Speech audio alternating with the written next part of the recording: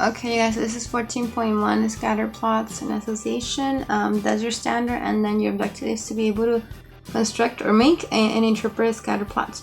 A scatter plot is basically a graph where you see points plotted to show relationship between two data sets.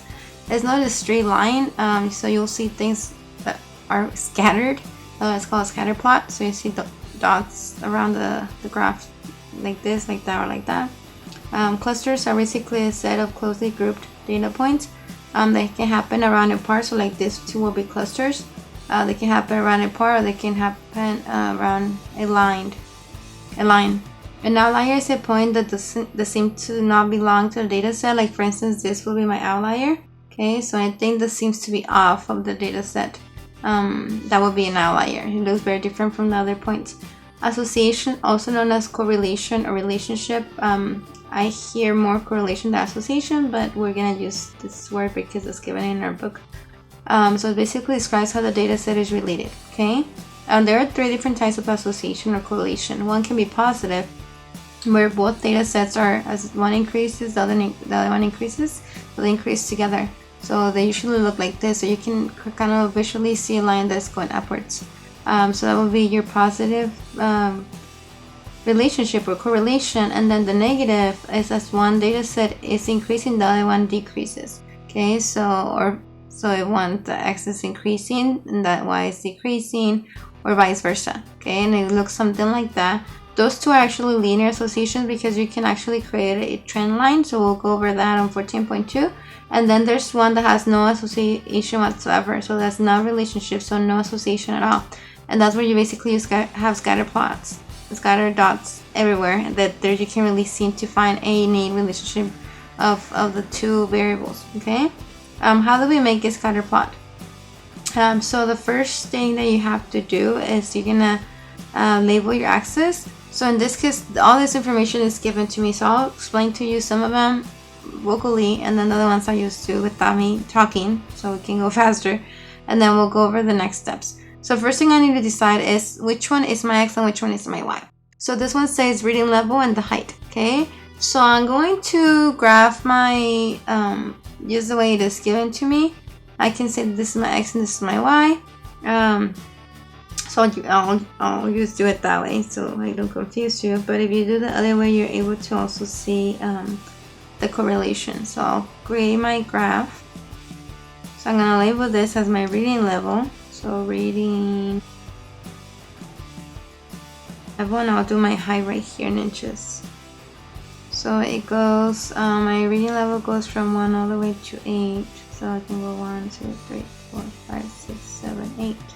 And then my height goes from 45 inches all the way to, what's my highest, 65. So what I'll do is, because I don't want to go to 1, 2, 3, 4, 5, you can create a little break. So if you go like this, something like that, you create a break, and then you can say basically that you skip all of this one. So I'll start at 40. I'm gonna count by 5s. Well, let's count by 10s. 50. Oh, let's count by 5s. 45, 50, 55, 60, and 65. And I'm gonna start creating order pairs. Okay, so I did one. I'm gonna create order pairs. So at comma y, so I'm gonna say 1, 45, 1.5, 7.7, 2, 50. So I'll do that. So I'm not gonna create the actual. I'm not gonna write them down because I can just go from here. So I'm gonna go 1, reading level 1, 45 inches. So right here. 2 is 1.5. So remember to start by ones. So 1.5, 47, so 1.5 about 47 about right here. The third one is 2, 50. So 2, 50 about right here. The next one is 2.5, 46, 46 about right here. Then 3.1, 52 about right here. And I have 4.1, 53 about right here. So I'm gonna keep on going without talking so you can get the hang of it. So I'm done plotting my points. I can right away see there's like a little trend going upwards, right? So that's a positive relationship. This is the outlier. It seems to not fit into data. If I were to create a trend line, which we're gonna do in 14.2, I'll be able to create a line through those points, and that one's gonna be way off, so that will be my outlier. Now, why is it a positive relationship? I know you can say it because the line is going this way, but the reason is because it makes sense that as the reading level increases, the height is also increasing, or the other way. If the height is increasing, the reading level is increasing. What does that mean? That usually it happens that as the kids get older, they grow taller, and therefore they have a higher reading level because they have more intellectual capacity of reading. Okay, so that will be why it's a positive relationship. Okay, so what I'm gonna do is I'm gonna have you do some of them quickly, and then we'll call it a day. So go ahead and tell me on this one. Okay, we have the 8th graders and their heights. Okay, 5 feet and 6 feet and so forth and so on, and then the test score in math class. Okay, look at that. Tell me if it's a positive association, negative correlation, or if there's no association, and why do you think that is. Okay, so the question is, does the height influence the grade in math in the 8th grade class? Okay, this one right here, tell me again if it's positive, negative, or no association. And this one is the excess time passed after you ask for a loan, after you're given a loan, and then the money that you owe. And this is different people. Okay, so time passed after the loan, and then the money that they owe.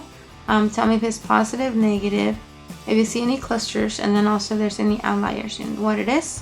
Okay, and what it means to have a positive or negative or no association, if that's what it is on this one. And then this one right here, go ahead and tell me if it's a positive or negative or no association. Tell me if there are any clusters, and if there are clusters around what numbers. Okay, and then lastly, tell me if there are any outliers. Okay, go ahead and do that for me, and then God bless you. Bye.